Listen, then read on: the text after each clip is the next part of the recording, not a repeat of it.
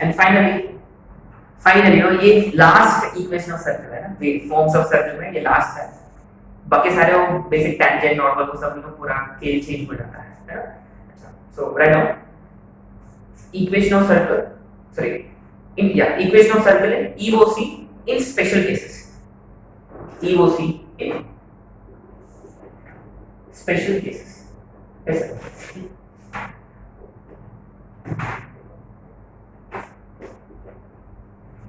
अच्छा, तो आपने नोटिस किया उन तीनों कंडीशन में से कौन सा स्पेशल केस था? What was a special case? I mean, कौन सा केस था जो स्पेशल था? Touching वाला? Remember, when the circle is touching x-axis, circle अगर not touching, sorry, neither touching nor intersecting है, हो गया ना? सेपरेट हो गया वो, अभी और क्या है, बस हो गया, खेल खत्म।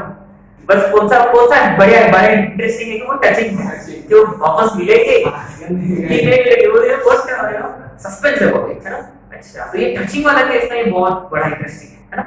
अच्छा, अगर कोई सर्कल एक्स एक्सिस को या वाई एक्सिस को या दोनों को टच कर रहा, अच्छा दोनों की ना, आजकल का ट्रेंड है ना?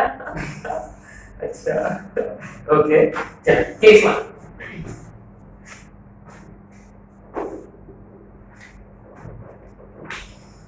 Right,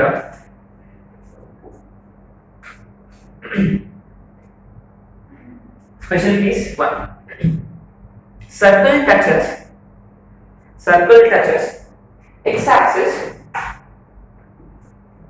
at a distance. Very interesting. Equation of circle touches x axis at a distance of h units from origin. So touches x axis at a distance of h units from origin. अच्छा, तो कैसे हो सकता है? अगर मान लो ये x axis है ना, चलो y एक्सिस भी ले लेते हैं ना, पर कंसीडरेशन अगर सर्कल x एक्सिस को टच कर रहा h यूनिट्स फ्रॉम ऑरिजिन, माने ये ऑरिजिन मान लो, तो मान लो ये आपका मान लो h यूनिट्स है। अच्छा, ही सेड h यूनिट्स, पर लेकिन वो पॉजिटिव x एक्सिस की तरफ की नेगेटिव की तरफ, इतना डिस्टेंस तो कितना होना चाहिए, लेकिन वो उधर साइड में है कि इधर साइड में तो मेंशन नहीं किया है। उसका मतलब सर्कल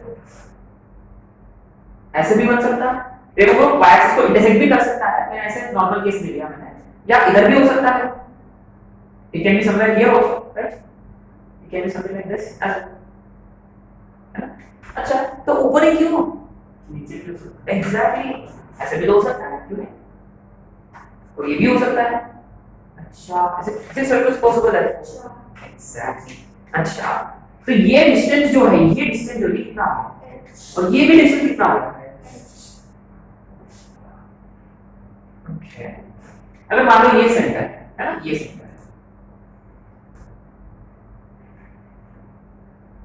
तो इसका मतलब ये नहीं है कि सेंटर इसी लाइन पर लाई करेगा, don't you think center lies on this line?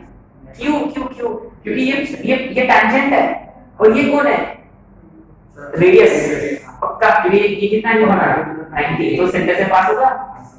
अच्छा, ये इक्वेशन पता है क्या आपको, ये कितना यूनिट्स है, h, so what is this like, x is equal to h। अच्छा, और ये वाला इक्वेशन पता है क्या आपको, this is x is equal to, अच्छा माने ये सारे सर्कल्स का सेंटर्स का x कोऑर्डिनेट फिक्स हो गया, नोटिस किया, माने ये जो है ये पक्का h कॉमा समथिंग, और ये भी h कॉमा समथिंग, और ये y व्हाटएवर, और ये वाला भी माइनस h कॉमा। अच्छा, नाइस। यानी अगर आपको दिया हुआ है कि circle touches x axis at distance of 2 units from origin, उसका मतलब सेंटर क्या हो सकता है, 2 और -2, यानी माने आपके पास g है, but लेकिन रिमेंबर सिर्फ always keep this in mind, how many circles are possible, 4 circles are possible. अच्छा, तो ना जनरली अपन लेते क्या h कॉमा के लेते सर्कल का सेंटर है ना, अच्छा अगर मैंने ठीक है इसको के ले लिया, के ले लिया, तो इसका रेडियस कितना बना सर्कल का? के सर इसका रेडियस रिमेंबर ये तो क्या होता है किसी भी पॉइंट का वर्टिकल डिस्टेंस को क्या होता है, आ रहा समझ में? तो ये कितना radius is equal to how much? के एक्सेल पक्का आगे। तो रेडियस इज नथिंग बट के, यहां पर भी रेडियस इज नथिंग बट के एक्स मतलब के। लेकिन यहां एक प्रॉब्लम है, यहां ये माइनस के हो जाएगा क्यों? ये कौन सा क्वाड्रेंट में है? थर्ड क्वाड्रेंट में। तो इसीलिए अगर मैंने यहां के ले लिया तो रेडियस कितना होगा? पक्का आ रहा। इसलिए यहाँ हर जगह पर क्या करेंगे? R is equal to modulus of K। अच्छा माने if you have been told कि circle touches x axis at a distance of h units from origin, उसका मतलब सर्कल का x सेंटर फिक्स हो गया ऑटोमेटिकली, और उसका जो भी y कोऑर्डिनेट होगा सर्कल का वही खुद क्या बनेगा? रेडियस। And we know इसमें ना again you know बैलेंस की जरूरत है यहाँ, है ना? क्योंकि सर्कल स्लाइड हो जाएगा, है ना? सर्कल उड़ भी जाएगा, हो सकता है ना? ओके यानी अगर फर्स्ट क्वाड्रेंट में है, सेकंड क्वाड्रेंट में है, direct r is equal to k ले सकते हैं। लेकिन अगर थर्ड और फोर्थ में चला गया तो फिर मॉडुलस के लेना पड़ेगा। तो इसलिए अपन एक काम कर सकते हैं कि जब वो x एक्सिस को टच कर रहा, अगर y कोऑर्डिनेट सेंटर का k है तो रेडियस बनेगा मॉड k। यानी in all these cases equation of circle is x सही है प्लस y सही है इज इक्वल टू, आगे ये समझ में आएगा? y x प्लस और माइनस x क्यों? क्योंकि h पॉजिटिव भी हो सकता है या नेगेटिव भी हो सकता है ना? पक्का सॉरी h पॉजिटिव है लेकिन सेंटर पॉजिटिव या नेगेटिव हो सकता है, depends upon in which quadrant circle lies. और ये y प्लस और minus k is equal to ये k स्क्वायर क्यों? क्योंकि whatever is its y coordinate is same as its radius modulus of k। अच्छा okay within this special case अगर if you have been told कि circle touches x axis at origin, उसका मतलब ये दोनों circles मिल गए। अच्छा ये दोनों सर्कल्स एक हो गया पक्का, ये दोनों सर्कल्स भी है ना? इसमें स्पेशल केस 1 में स्पेशल केस जो विद दिस माने केस 1 का a पार्ट और केस 1 का पार्ट b। इस केस में क्या हो रहा यहाँ कि मान लो ये y एक्सिस है तो सर्कल्स ऐसे बनेंगे ना, दो ही सर्कल्स पॉसिबल है। और ऑब्वियसली आपने नोटिस किया h कितना है यहाँ? 0। Very good. क्यों? एक तो ये दो distance from origin, 0 distance from origin, उसका मतलब h ऑटोमेटिकली 0 है। यानी माने ये 0 कॉमा अगर मैंने ले लिया a, ये 0 का ऑब्वियसली कितना होगा? माइनस।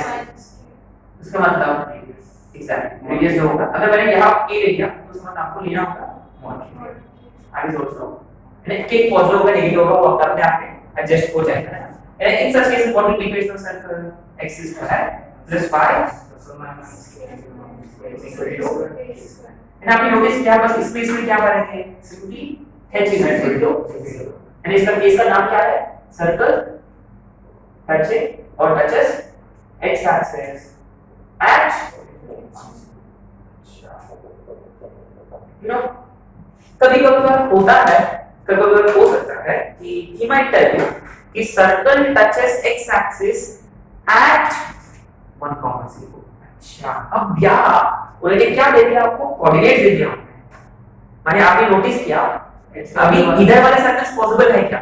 y एक्सिस इधर सर्कल पॉसिबल है क्या? नहीं, क्योंकि उन्होंने ये वाला पॉइंट फिक्स कर दिया। यानी उन्होंने h का वैल्यू भी फिक्स किया है क्योंकि ये डिस्टेंस कितना होगा इसके हिसाब से 1 आगे पक्का। लेकिन ये वाले रूल डाउन है क्योंकि सर्कल जरूर यही पॉइंट पर टच करना चाहिए। यानी अगर मान लो h दिया होता तो बिल्कुल कंसीडर -1,0 आल्सो, ये वाला भी पॉसिबल हुआ रहता है ना। लेकिन अभी अगर आपको दिया हुआ है कि circle touches x axis at this point, यानी माने यही पॉइंट पर टच करना है, लेकिन अभी भी ऊपर वाला सर्कल भी पॉसिबल है और विद इन दैट अगर दिया हुआ है सर्कल आल्सो पासेस थ्रू 2,3। अच्छा अब सर्कल कौन सा क्वाड्रेंट बनेगा? आ गया पक्का 100% श्योर। अच्छा सर्कल टचेस passes through 2, -3 आ गया पक्का, क्योंकि 2,3 माने वो फर्स्ट क्वाड्रेंट में लगेगा तो सर्कल ऊपर ही बनेगा, अगर वो 2,6 तो मतलब सर्कल नीचे ही बनेगा। आ गया पक्का। माने there can be like 3 cases within this. He might tell you circle touches x-axis at a particular distance from origin, or it might touch exactly at origin, or he might actually give you at what point it is touching x-axis। यानी इससे क्या होगा, इससे दो ही circles possible है, या ऊपर या नीचे। ये लेफ्ट में नहीं बनेगी, बाय एक्सिस लेफ्ट में बिल्कुल भी नहीं बनेगी। आगे पक्का। और आपने नोटिस किया होगा कि अगर sir in all of this cases आपने नोटिस किया, ये क्या आपने नोटिस किया, हमने सेंटर h, k से अपन अपना हमने पूरा सेटिंग किया h, k के साथ। अगर आप जनरल सर्कल से स्टार्ट कर रहे हैं तो circle is touching x axis, माने क्या कंडीशन बनेगा,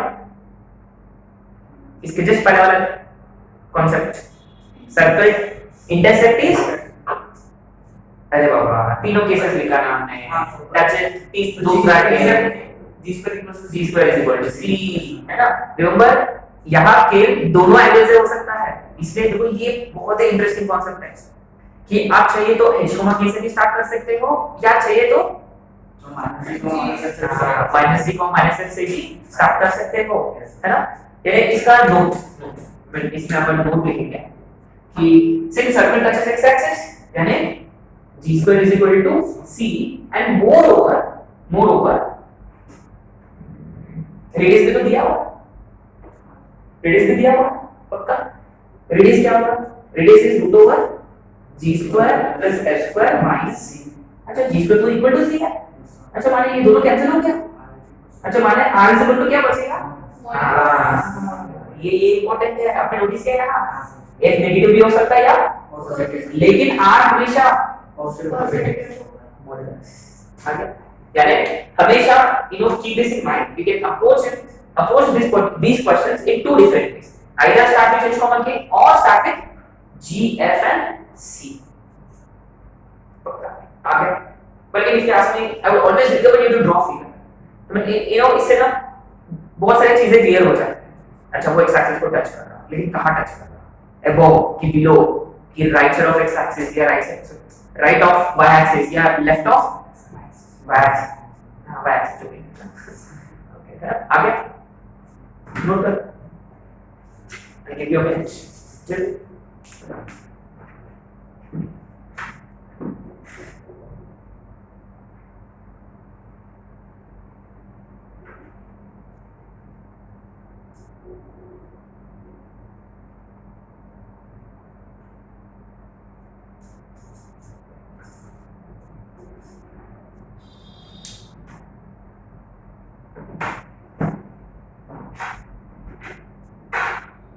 अपन इस कॉन्सेप्ट से अपन करेंगे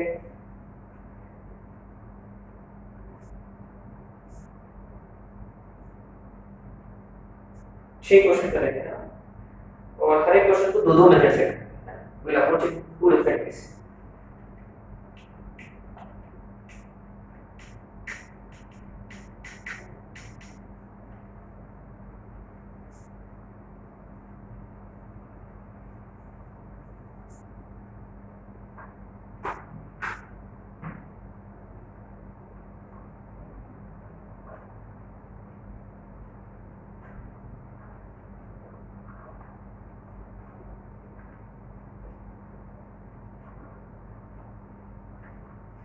ना जब दोनों मेथड से अपन सॉल्व करेंगे तो आपको पता चलेगा कि विच इज मोर कन्वीनियंट, है ना। कभी कोई क्वेश्चन हो सकता है कि x इंटरसेप्ट या y इंटरसेप्ट दिया होगा, in such cases it is always convenient to go for g f and c, क्योंकि अपने पास x इंटरसेप्ट और y इंटरसेप्ट किसके टर्म्स में है, g f और c के टर्म्स में, है ना। हां वैसे भी अपन h और k केस में लिख सकते हैं, बट लेकिन ट्रिकी होगा, राइट। ध्यान में नोटिस किया मैंने सेंटर में ना y कोऑर्डिनेट हमेशा मैंने k ले लिया, क्या के पॉजिटिव भी हो सकता है और नेगेटिव भी हो सकता है ना।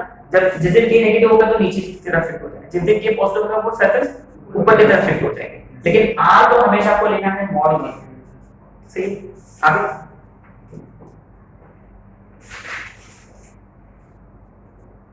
सिंस 4 सर्कल्स आर पॉसिबल, इसीलिए यहाँ प्लस और माइनस है, प्लस और माइनस है, यानी 4 पेयर्स बनेंगे, यहाँ प्लस यहाँ माइनस, सॉरी दोनों प्लस दोनों minus, plus minus minus plus. सही है। और यहाँ पे नोटिस है दो ही केसेस पॉसिबल है दूसरा वाले में, क्योंकि h तो है, h तो 0 हो गया, यानी प्लस के माइनस दो ही केसेस। आगे